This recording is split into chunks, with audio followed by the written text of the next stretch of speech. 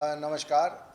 अ, सबसे पहले तो मैं केरल के सारे निवासियों को एक मिसअंडरस्टैंडिंग दूर कर देना चाहता हूँ। ना हमारी फिल्म, ना मैं, ना मेरी टीम का कोई भी व्यक्ति केरल के स्टेट या केरल के लोगों के अगेंस्ट है। केरल एक बहुत ही प्यारी जगह है, गॉड जोन कंट्री है। लेकिन गॉड जोन कंट्री में अगर कुछ गलत हो रहा है तो वो लोगों तक पहुंचा के उस गलती को ठीक करना, ये हमारी कोशिश है। और मैं आपसे वादा करता हूं कि अगर आप फिल्म देखेंगे तो आपको समझ में आएगा कि हमने ना केरल या ना केरल के लोगों के प्रति कोई नेगेटिव बात इस फिल्म में है।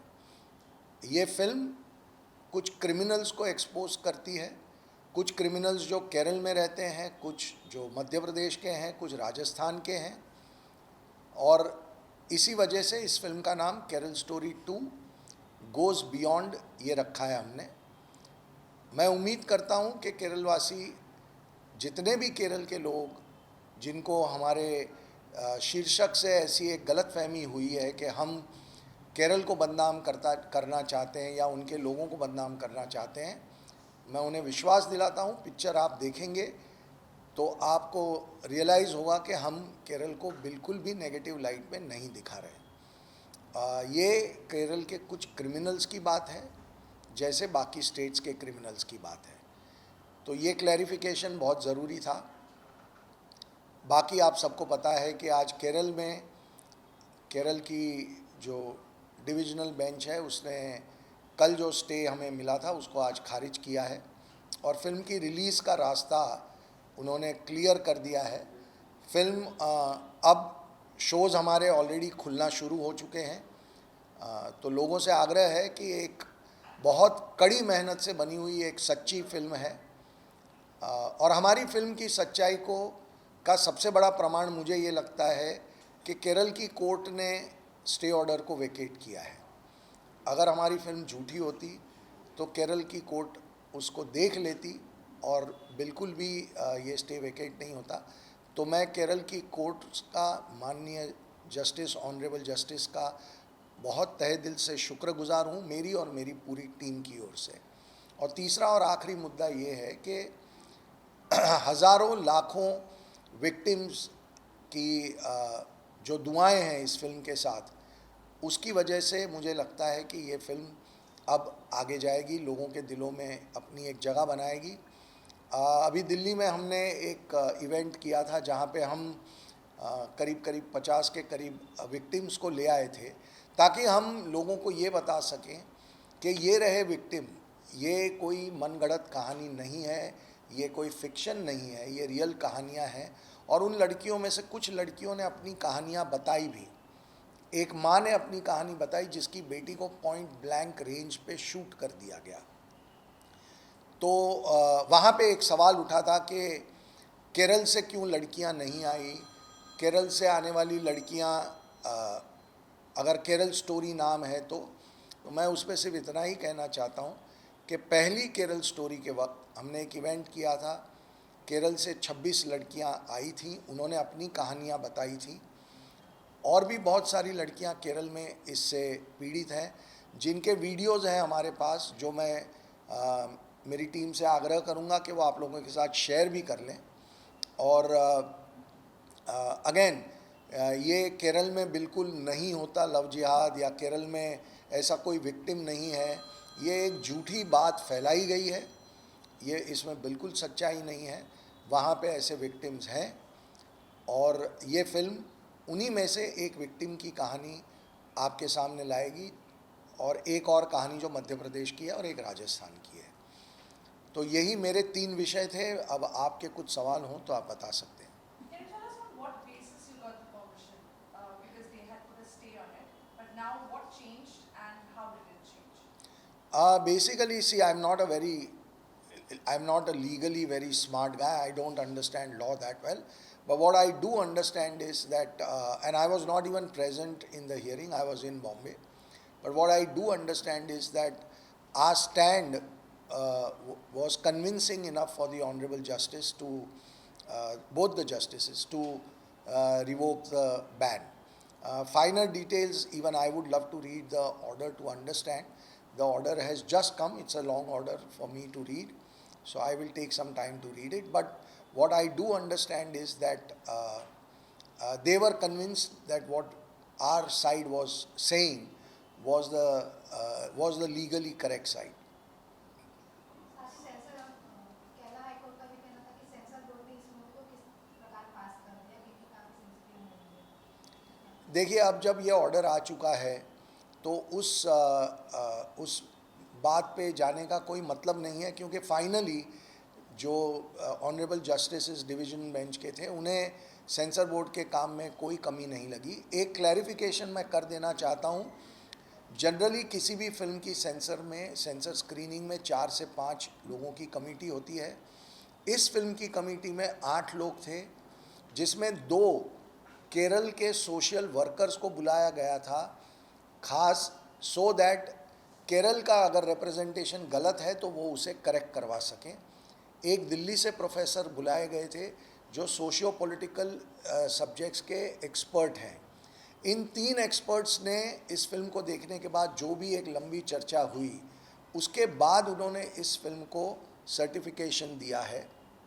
तो इस बात को जो पहले कोर्ट ने शायद उतना नज़रअंदाज किया या उतना इम्पोर्टेंस नहीं दिया, जो बाद में मुझे लगता है कि जो दूसरी बेंच थी उन्हें लगा कि अगर इतने एक्सपर्ट्स ने फिल्म देखी है तो देयर इज़ नो रीज़न कि वो सर्टिफिकेट पे सवाल उठाया जाए। सर, और भी स्टेट का भी तो दिखाया गया है, जैसे तेलंगाना दिखाया है। सॉरी? और भी स्टेटों का दिखाया है। जी जी जी। बट केरला वालों को ऐसा क्यों लग रहा है? टाइटल की वजह से लग रहा है या उन्होंने पिक्चर देखी नहीं? देखिए, एक लॉबी बहुत वक्त से एक्टिव है, जो पार्ट 1 के वक्त भी हमारे साथ उन्होंने बहुत संघर्ष किया था। इस बार भी उन्हीं का एक अप्रोच है। आप ट्विटर पे भी देखेंगे तो फिल्म के हक में बोलने वाले पूरे भारत से लोग बोलते हैं, सिर्फ और सिर्फ केरला से विरोध 80% से ज़्यादा विरोध केरला से आता है। उनकी एक उनका आर्ग्यूमेंट है कि केरल में लव जिहाद नहीं होता और हम जो दिखा रहे हैं वो झूठ है, जबकि हकीकत ये है कि पहली फिल्म की तीनों कहानियाँ और इस फिल्म में जो केरल की हम कहानी बता रहे हैं वो वहाँ के सोशल मीडिया पे बहुचर्चित कहानियाँ हैं। तो हम कोई भी बात ऐसी नहीं बोल रहे हैं जो गलत है। दूसरी बात, हम 26 लड़कियों को हम खुद ले आए थे और 26 विक्टिम से तो हमने ही आप लोगों को रूबरू करवाया था। और तीसरी बहुत ही इम्पॉर्टेंट बात, केरल असेंबली के फ्लोर ऑफ द हाउस पे 2012 में सवाल पूछा गया था और तब के सीएम ओमान चांडी जी का जवाब था कि 7,713 कन्वर्जन के मुद्दे हुए हैं। ये डॉक्यूमेंट पब्लिक में अवेलेबल है और अगर 7,713 कन्वर्जन के मुद्दे अगर किसी स्टेट के लिए चिंता का विषय नहीं है तो मेरे लिए वो ताज्जुब की बात है। और वो उसी पार्टी के चीफ मिनिस्टर थे जो पार्टी आज रूलिंग में है। और मैं कहता हूं कि अगर 7,713 का आंकड़ा ऐसे फ्लोर ऑफ द हाउस पे रखा गया है, उसके बाद हमारी कोशिश ये है कि अगर आपके स्टेट में एक भी क्रिमिनल है, हम कोशिश करें कि इतने खूबसूरत स्टेट को, इतने ग्रेट स्टेट को वो बदनाम कर रहे हैं। हम नहीं बदनाम कर रहे हैं, वो लोग बदनाम कर रहे हैं, तो हमें मिल के उन्हें एक्सपोज करना चाहिए। और हम इसमें केरल के लोगों का साथ मांगते हैं कि हमारे साथ जुड़िए, हमारा विरोध करके आप केरल का नुकसान कर रहे हैं। इतने महान स्टेट को हमारी एक फिल्म क्या डैमेज करेगी? It's one of the greatest states of our country culturally, heritage wise, उसको हमारी एक फिल्म नहीं डैमेज कर सकती। लेकिन अगर हम डिनाइल में रहेंगे और अगर हम ये बात को मानेंगे नहीं कि यहाँ पे कुछ क्रिमिनल्स हैं, एक छोटा तबका ऐसा है जो ये हरकतें कर रहा है और उन्हें हमें एक्सपोज करना चाहिए, तो आप केरल के साथ नाइंसाफ़ी कर रहे हैं, हम नहीं नाइंसाफ़ी कर रहे हैं। बॉलीवुड फिल्म इंडस्ट्री आपकी साउथ फिल्म इंडस्ट्री से कितना सपोर्ट मिल रहा है क्योंकि डायरेक्टर एक्टर जो अनुराग कश्यप है उन्होंने आलोचना की मूवी की। उन्होंने कहा है कि बीफ पराठा इतना इजी कोई खिचड़ी नहीं खिला सकता जितना इजीली वो दिखाया गया कि बीफ पराठा खिलाया जाए। देखिए, मैं अनुराग जी के बारे में मैं कोई व्यक्तिगत टिप्पणी नहीं करता। उनका अपना ओपिनियन है, और मेरे जो दिग्दर्शक हैं उन्होंने एक बहुत अच्छा मुद्दा रखा था, उसका जवाब अभी तक अनुराग जी के पास से आया नहीं। अनुराग जी ने एक पिक्चर बनाई थी, गर्ल इन येलो बूट्स, जिसमें एक पिता और पुत्री के अनैतिक संबंधों की बात थी। तो जो व्यक्ति एक पिता और पुत्री के बीच में एक फिज़िकल रिलेशनशिप की फिल्म बनाते हैं, क्या उनकी ऐसी किसी टिप्पणी को गंभीरता से लेना चाहिए? ये कामाख्या जी ने सवाल खड़ा किया था। मैं उम्मीद कर रहा था कि अनुराग बहुत खुल के बोलते हैं, बहुत मुखर तरीके से बोलते हैं, तो वो शायद बोलेंगे। मुझे लगता है आने वाले कुछ दिनों में उनका जवाब आ सकता है। मेरी ओर से व्यक्तिगत रूप से मैं किसी भी व्यक्ति के ओपिनियन पे मैं अपनी टिप्पणी नहीं देता। सर, कामाख्या जी के साथ एक छोटा सा पिक्चर था, प्रीव्यू ट्रेलर प्रीव्यू के लिए वो बोल रहे थे सच्चाई का इट्स जस्ट 20% अर्ली। अगर ये 20% आप दिखा रहे हैं तो 100% क्या होगा, और फिर सेंसर बोर्ड 20% में इतना प्रॉब्लम कर रहा है। देखिए, क्या होता है कि उनकी बात बिल्कुल सही है। हमने, क्योंकि हम विक्टिम से मिले हैं, हमने केस पेपर्स पढ़े हैं, हमने कोर्ट के एफआईआर्स पढ़े हैं, कोर्ट के जजमेंट्स पढ़े हैं, पुलिस की एफआईआर पढ़ी हैं, और विक्टिम्स को जब आप मिलते हैं और उनकी बातें आप सुनते हैं, तो आपको लगता है कि इतना तो मैं स्क्रीन पे दिखाऊंगा ना तो लोग अंदर थिएटर में बैठ नहीं पाएंगे। तो आपको उनमें से कुछ चीज़ों को छोड़ देना पड़ता है। आप इतनी बुरी सिचुएशंस होती हैं कुछ लड़कियों के साथ, उनकी ज़िंदगी में हुई हैं, कि आप उनको दिखा भी नहीं पाएंगे, और दिखा दी अगर आपने तो लोग देख नहीं पाएंगे। और यही बातें हमें मजबूर करती हैं कि इन क्रिमिनल्स को एक्सपोज करना ही चाहिए, और इन्हें किसी धर्म या किसी समाज के दायरे में नहीं देखना चाहिए, उनको सिर्फ क्रिमिनल्स की तरह देखना चाहिए। यही हमारा कहना है। 15 कट्स ऐसा न्यूज में था, 15 जी। कट्स सेंसर में दिए हुए थे। उस कट के बाद से मेन स्ट्रीम लाइन जो अपना स्टोरी का है उसमें कुछ डिफरेंस आया है या कुछ? नहीं, कोई डिफरेंस नहीं आया है। पर वो कट्स सेंसर बोर्ड ने दिए, हमारे साथ बहुत चर्चा हुई, और हमें भी लगा कि उनकी बात में बहुत वजूद है, और हमने उन कट्स को एक्सेप्ट किया है। तो पर उससे हमने पूरी कोशिश की है कि उससे फिल्म की कहानी या उसके स्क्रीन प्ले या उसके ओवरऑल नैरेटिव में बिल्कुल भी फ़र्क ना पड़े। You were talking about the lobby. Is this lobby politically motivated, who purposely trying to bifurcate on the basis of religion? I don't know whether this lobby is politically motivated or no. I definitely know one thing, that they are motivated to harm the state of Kerala.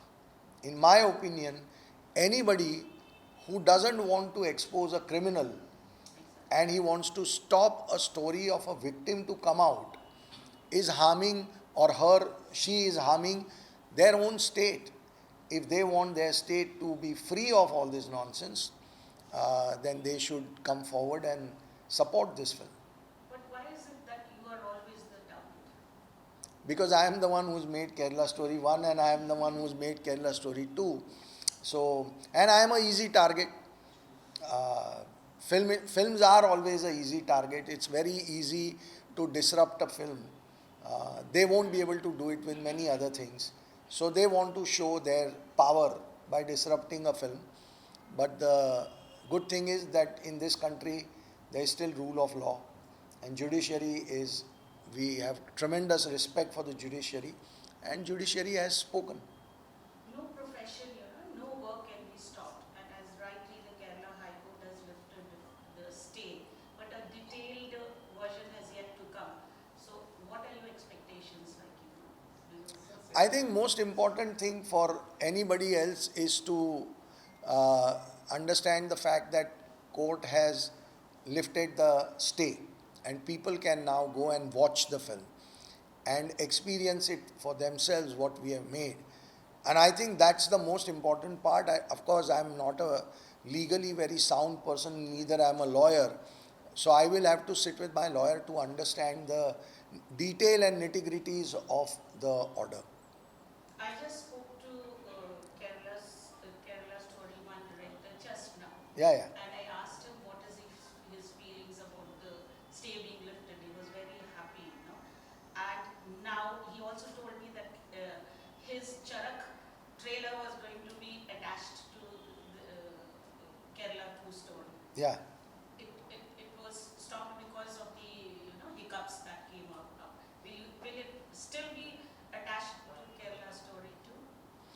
I don't know, now I can't attach because the film is already released. Attaching a trailer happened much earlier. So I think we missed that date. Kissing scene पर विवाद था teaser के समय और बहुत लोगों ने कहा कि टीजर से हटाया जाएगा, अफवाह फैली। इसका जवाब दीजिए। और क्या सॉरी मैं समझा नहीं। किसिंग सीन पर विवाद था टीजर के समय और बहुत लोगों ने कहा किसिंग सीन पर? हाँ, हाँ, उस पर क्या विवाद था? विवाद था और लोगों ने कहा कि टीजर से हटाया जाएगा, जिसका आपने खंडन भी किया है। और ये पर टीजर में तो कोई किसिंग सीन था ही नहीं। 3 लड़कियां अकेले अकेले बोल रही हैं। अकेली लड़की किसको किस करेगी? आपने शायद टीजर देखा नहीं है, आपको देखना चाहिए। इसका फर्स्ट शो कब रिलीज होगा अभी? हाँ, फर्स्ट शो कब हम देखने को पाएंगे, मिलेगा ये केरला स्टोरी? अब बस सब प्रोसेस चल रहा है। मुझे लग रहा है कि केरला स्टोरी अब एनी मोमेंट शो शुरू हो जाएंगे, या तो हो चुके होंगे, लेकिन नहीं भी हुए होंगे तो अब 15-20 मिनट में पूरे भारत में इसके शो शुरू हो जाएंगे। तो जिनको भी लगता है कि ये फिल्म देखनी चाहिए वो जाके देख सकते हैं। Do you think because of the stay and there has been it could have been much better performance at the box office, but now it's suddenly happening, people might not know about it, and that might affect the box office performance? I think that our first day, obviously, we've not been able to release the film from morning. It's opening now, so our day is cut into less than half. So obviously, our first day collections will get affected due to this entire court proceeding. But I believe when the film is good and if people like it, then those collections improve over a period of time, and you eventually make up for all the losses that you suffer. And any publicity is good, I think. Now people will be very eager to enter the theatre and know, they will want to know what exactly was the reason that the hype they See, went for the stay and publicity is very good because this topic now has become a national debate. Not the film so much, I would say. We are more concerned about the girls and the families of the girls who are getting destroyed in this process. So for us, what is most important is that the topic becomes a national debate and something good happens out of it, and we are able to stop this crime happening with any girl across the country or across the world. If that happens, I think then any publicity is great publicity. Sir, आपको भारत की जनता, media, Bollywood, वहाँ से आपको कितना support मिल रहा है? भारत की जनता से तो बहुत बड़ा सपोर्ट है ही है, और वो सपोर्ट आगे आप होपफुली लोगों को अगर फिल्म अच्छी लगेगी तो आप नंबर्स में भी ट्रांसलेट होगे, देखोगे ही देखोगे। हमारी इंडस्ट्री जो है उसमें भी बहुत सपोर्ट है। लोग बहुत खुश हैं कि हम ऐसी जिसको कह सकते हैं कि ट्रूथफुल, सच्ची और बड़ी हिम्मत से बनाई हुई फिल्में बना रहे हैं। तो कई लोग होते हैं जो बहुत दिल से सपोर्ट करते हैं। तो सर, आपने ये 3 लोगों को चूज किया, राजस्थान, मध्य प्रदेश और केरला, बाकी जगह पे भी क्राइम तो होते ही है। हाँ, पर एक फिल्म में आप 3 से ज़्यादा कहानियाँ बताएंगे तो लोग कनेक्ट नहीं हो पाता। आपको 2 घंटे का टाइम पीरियड होता है, आपको उसमें एक इस प्रॉब्लम को एक भारत के लेवल पे रिप्रेजेंट करना है कि ये पूरे भारत में हो रहा है। केरला स्टोरी 1 में सिर्फ केरल की बात थी, केरल में होने वाले एक टेरर प्लॉट की बात थी। आईसिस कैसे लड़कियों को गुमराह करके उनके साथ गलत कर रहा है। ये फिल्म पूरे भारत में एक अलग मॉड्यूल चल रहा है, उसकी बात कर रही है। तो आप 2 कहानियों के ज़रिए बहुत सारे मुद्दे हमने रखने की कोशिश की है लोगों के सामने, और ये विषय लोगों के सामने बहुत डिटेल में इस फिल्म के ज़रिए पहुंचेगा। क्योंकि सिनेमा जगत से ही हम एक मैसेज से भेज सकते सब जगह पे। आपका जो मैसेज है वो सिनेमा के थ्रू ही सब लोगों के पास जाएगा। जी, तो क्या आप इसके बाद सक्सेस तो होंगे ये movie 100%? Thank you so much. तो आगे भी बनाओगे इसे? ये तो डिपेंड करता है कि आगे कहानियाँ क्या होती हैं। आपको जब तक ऐसी कहानी ना मिले जो कोई नई बात कर सके। केरला स्टोरी 1 से केरला स्टोरी 2 एक बहुत बड़े फलक की फिल्म है, बहुत बड़ा विषय है। पूरे भारत के हर परिवार और हर बेटी को और हर बहन को ये फिल्म देखनी चाहिए, ऐसा हमें लगता है। तो ऐसा ही कोई और विषय मिले तब ज़रूर बनानी चाहिए। सिर्फ केरला स्टोरी ब्रांड है इसलिए पार्ट 3 नहीं बनाएंगे। कहानी होगी तभी आगे सोचेंगे। पार्ट 1 के डायरेक्टर सुदीप्तो जी रिपीट नहीं हो पाए जो एक्सपेक्टेड था, but any specific reason why he was not why is not part of it? वो उन्होंने अपना खुद का प्रोडक्शन हाउस शुरू किया है और वो अपने खुद के प्रोडक्शन हाउस में बिज़ी हैं। तो ये फिल्म ऐसी फिल्म है जो आप कोई और फिल्म बना रहे हैं उसके साथ साथ नहीं बना सकते। आपको 1 साल 1.5 साल इस फिल्म को देना पड़ेगा, जो समय उनके पास था नहीं। और मेरे लिए उस समय के बिना उनके साथ काम करना मुश्किल था।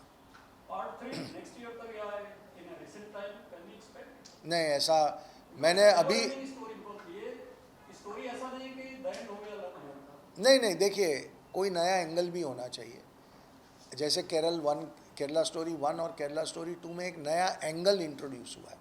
पहली फिल्म से एक बहुत अलग विषय है, लेकिन आपको भारत भर में कैसे एक मॉड्यूल चल रहा है वो दिखाएंगे। ऐसे कोई नया विषय मिलेगा तो ज़रूर हम इस पे सोचेंगे। रियल कैरेक्टर का नेम्स कुछ यूज हुए हैं, जैसे अभी चांगू बाबा कुछ न्यूज़ में थे, आपने यूज किया है रियल कैरेक्टर्स के नेम या ऑल फिक्शन नेम? हम विक्टिम्स के real name under the law नहीं यूज़ कर सकते। विक्टिम्स जो होते हैं उनके नाम नहीं, जैसे निर्भया बोलते हैं हम, जो एक लड़की का बहुत बुरा रेप हुआ था, उसका रियल नाम नहीं बोल सकते आप। आम पब्लिक भी मुझे नहीं लगता कि पता होगा उसका रियल नेम। बिल्कुल, वो बाय लॉ आप नहीं बोल सकते रियल नेम, तो वो हम भी नहीं बता पाएंगे। पर सबसे बड़ा स्कैम अगर लास्ट 1 ईयर की अगर बात करें तो उत्तर प्रदेश में रहा है जिसकी मैं बात कर रहा था, बट आपने यूपी को टच भी नहीं किया है, राजस्थान, एमपी और केरला तक। सर 3 कहानियाँ हैं और वो 3 कहानियाँ जो सबसे पावरफुल हमें लगी हमारे विषय के हिसाब से, उन 3 कहानियों को हमने इस फिल्म में चुना है। ये सबसे बड़ा कंसिडरेशन होता है कि आपकी जो फिल्म है उसकी कहानी सबसे इम्पोर्टेंट होनी चाहिए, वो बहुत बड़ा मैसेज ले जाने वाली कहानी होनी चाहिए। तो जो 3 कहानियाँ हमें लगा कि भारत की हर बेटी को, हर बहन को, हर फैमिली को, हर माँ को, हर बाप को देखनी ही चाहिए, ताकि उनकी समझ में एक नई बात आए, वो 3 कहानियाँ हमने सिलेक्ट की हैं। हमने state is incidental to the story. So what if in this movie and the previous movie there was this one community which was targeted? Sorry? Or maybe which was targeted. There's one community or religion which was targeted and which was created hatred among people between 2 communities. So what precautions your movie have taken to like deal with this? First and foremost, we have not targeted any religion or any community in the film. Not in that film, not in this film. But it was indirectly. So if the criminal is belonging to a particular religion, what is the way to show him? No, If I want to show Rahman Dakat, Yeah. can I show him as some Hindu character, or I have to? Knowledge about Rahman Dakat. No, I'm asking you. Yeah. So if the criminals in the film Yeah. are belonging to a particular community, what is my option? I have to show the way they are. Yeah. I have to be true to the film. I have to be absolutely honest with the victims, their pain. I can't be thinking about a villain. If you These topics are very delicate, so like the director has this responsibility to. so let me ask you a question. Whose side are you on? Victim or the criminal? Of course, victim. Bas. So that is what we have done. We have only thought about victim. We have not put the criminals in any religious or community box. We have shown them as individuals who are involved in the crime. That's as simple as that. Just because they belong to a particular community, it doesn't mean that we are targeting the whole You are community. stating that there is not one community which is targeted. Absolutely not. And you are Abs- not blaming that community. I am saying it again, I have said it earlier. We are not against any religion or any community. Neither is this film targeting any religion or community. It is only and only targeting criminals. Sir ये social awareness का Vipul ji, message sorry, Vipul sir, what is the plan now? How are you planning the release and how much money you must have suffered as losses because the film has released on Friday? So the release has already started, the shows have started already, and slowly you will see that nationwide the film will be open within next half an hour. So whomsoever is interested in going and watching the film, they will have the opportunity today itself to go and see the film. About the losses, we have really not calculated, and that's not the prime intention. The intention, even at the time of film one, was to show it to maximum number of audiences, and that intention continues. Do you think this film will this film be not releasing in UAE or Middle East? Yeah, the film is not releasing in UAE, it's not releasing in Malaysia, it's not releasing in many countries. Sir ये कहा जा सकता है कि social awareness के हिसाब से picture सही है So, सोशल अवेयरनेस मुझे लगता है कि इतनी लड़कियों का जो पेन है, और एंड ऑफ द फिल्म आप देखेंगे कि हमने कुछ फैक्ट्स एंड फिगर्स रखे हैं जो देखने के बाद मुझे नहीं लगता कि कोई भी व्यक्ति अब उस डिनायल में जी पाएगा कि ये इस देश में नहीं होता. उसके बाद हर एक इंसान को अपना फैसला खुद करना होता है. हमारा काम सिर्फ उनको ये एक सच्चाई दिखाना है. उस सच्चाई से वो कैसे डील करना चाहते हैं वो हर लड़की और हर उनके पेरेंट्स के बीच की बात है. Last but not the least, Kerala Story 1 also dealt with a lot of controversies and finally gave a tight slap to the people who tried to put the film on a back step, but it got a national award. Yeah, What are your Two. expectations? 2 Yes. national awards. We What hope are your expectations with this? we hope that we receive a lot of love from the audience. We also feel that this film is able to impact in a positive way millions of lives, millions of girls, their families, and their life has some positive outcome because of this film. After that, of course, when you work so hard, you expect some reward in the form of awards. If we get awards, it will be great. Generally, our film gets boycotted by all the award functions. The commercial awards like Filmfare and other, they don't acknowledge us. But national award is different. Much bigger than all these. Yes, of course, much bigger and much better.